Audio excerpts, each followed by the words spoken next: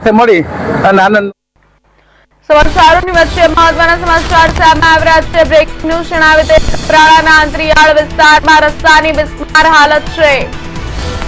આસલોણા ફાટક people set માર્ગ 14 વર્ષથી જર્જરિત હોવાનું સામે આવ્યું છે। 3 કિલોમીટર માર્ગ પર ખાડાઓથી વાહન ચાલકો પરેશાન છે। વરસાદમાં કાદવથી અવરજવર જોખમી બની હજારો ગ્રામજનોને રોજ મુશ્કેલી ભોગવવી પડે છે। ગ્રામજનોએ તાત્કાલિક રસ્તા સુધારાની માંગ કરી છે। મહત્વના સમાચાર જણાવી દઈએ, વલસાડ જિલ્લાના કપરાડા તાલુકાના અંતરિયાળ વિસ્તારોમાં વિકાસના દાવાઓ વચ્ચે રસ્તાની વાસ્તવિક સ્થિતિ આજે પણ ચિંતાજનક બની રહી છે। આસલોણા ફાટકથી પીપલસેટ ભરાડીને જોડતો મુખ્ય માર્ગ વર્ષોથી બિસ્માર હાલતમાં હોવાથી હજારો ગ્રામજનોને ભારે મુશ્કેલીઓનો સામનો કરવો પડી રહ્યો છે। સ્થાનિકોના જણાવ્યા મુજબ આસલોણા ફાટકથી પીપલસેટ સુધીનો અંદાજે 3 કિલોમીટર લાંબો માર્ગ છેલ્લા 13 થી 14 વર્ષથી નવો બનાવવામાં આવ્યો નથી। પરિણામે માર્ગ પર અનેક ખાડાઓ પડી ગયા છે અને વરસાદી મોસમ દરમિયાન કાદવના કારણે વાહન ચાલકો તેમજ રાહદારીઓ માટે અવરજવર જોખમી બની જાય છે।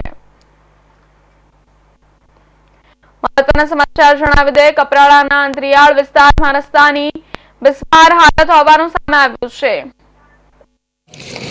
મારું નામ મનોજ માસી છે।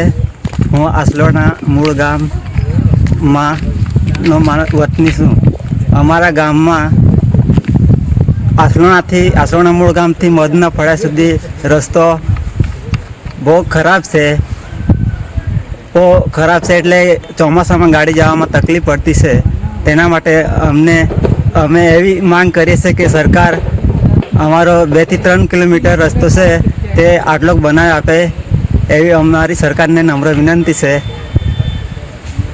કારણ કે અમારા ગામથી ત્યાં જવા માટે તકલીફ પડતી છે અમને એટલે।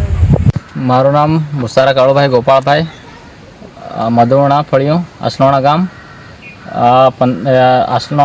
આસલોણા ફાટકથી પીપલસેટ સુધી રસ્તો સમથિંગ 3 કિલોમીટર જેટલો 15 થી 17 વર્ષ થયા હજુ સુધી બન્યો જ નથી। તેમાં તાલુકા પંચાયત બી બદલાઈ ગઈ, તાલુકા સભ્ય બી બદલાઈ ગયો, પણ રસ્તાનું કોઈ નામ નિશાન નથી આવ્યું। તાલુકા સભ્યને કીધું પણ એ પહેલાં લોકો કહે કે આ રસ્તાનું નામ જ નથી બોલાતું હજુ સુધી। એટલે રોડ હજુ સુધી 15 થી 17 વર્ષ થયા રોડ બન્યો નથી। એટલે આ રોડ બનાવવાનો ને બસ એક વાપી ડેપોથી પીપલસેટ નાઇટ બસ આવે ને ધરમપુર ડેપોથી પીપલસેટ એક બપોરની બસ આવે। એટલે બસની સુવિધા છે પણ રોડ સારો નથી એટલે બસ બી ટાઈમે પહોંચતી નથી। એટલે કોઈ ઉપરાણવાળા છોકરાઓ એ ટાઈમે સ્કૂલે જતા નથી અને એના લીધે રોડના લીધે બધાને પ્રોબ્લેમ થાય છે। જેમ બને તેમ તાત્કાલિક બનવો જોઈએ। મારું નામ પ્રકાશભાઈ કિશનભાઈ ગહલા, ગામ આસલોણા, મૂળ ગામ આસલોણા। તો અમારી માંગ એવી છે કે આ રસ્તો મૂળ ગામથી જતા રસ્તો મધુરના ફળિયામાં નીકળે તો એ રસ્તો સારો બને એ અમારી માંગ છે। તો 2-3 વર્ષથી એ ખરાબ જ છે ની આ રસ્તાને ગટર હોની હરકી ને રસ્તા ઉપરથી પાણી જાય એ ગટર હો હરકી રીતે એક બાજુથી કાઢે એવો સારું, પણ આ રસ્તો બનવો